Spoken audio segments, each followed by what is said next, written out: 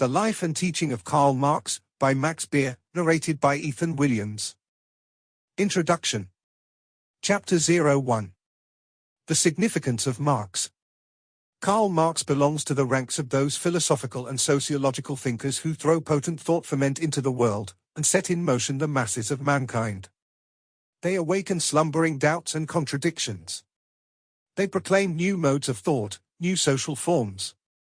Their systems may sooner or later become obsolete, and the ruthless march of time may finally overthrow their intellectual edifice. Meanwhile, however, they stimulate into activity the minds of countless men, inflame countless human hearts, imprinting on them characteristics which are transmitted to coming generations.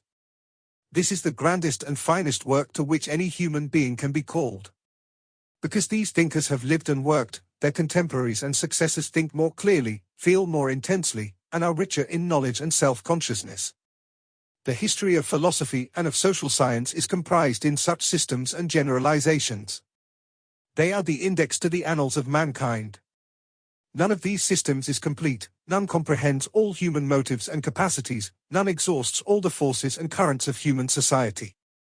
They all express only fragmentary truths, which, however, become effective and achieve success because they are shining lights amidst the intellectual confusion of the generation which gives them birth, bringing it to a consciousness of the questions of the time, rendering its further development less difficult, and enabling its strongest spirits to stand erect, with fixity of purpose, in critical periods. Hegel expresses himself in a similar sense where he remarks, when the refutation of a philosophy is spoken of, this is usually meant in an abstract negative, completely destructive, sense, so that the confuted philosophy has no longer any validity whatever, and is set aside and done with. If this be so, the study of the history of philosophy must be regarded as a thoroughly depressing business, seeing that this study teaches that every system of philosophy which has arisen in the course of time has found its refutation.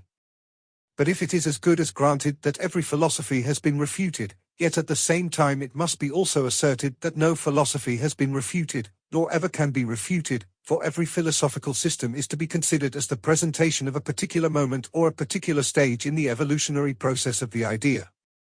The history of philosophy is not, in its totality, a gallery of the aberrations of the human intellect, but is rather to be compared to a pantheon of deities. Hegel, Encyclopedia, Volume 1, Section 86, Note 2. What Hegel says here about philosophy is true also of systems of social science, and styles and forms in art. The displacement of one system by another reflects the historical sequence of the various stages of social evolution. The characteristic which is common to all these systems is their vitality. In spite of their defects and Sample complete. Ready to continue?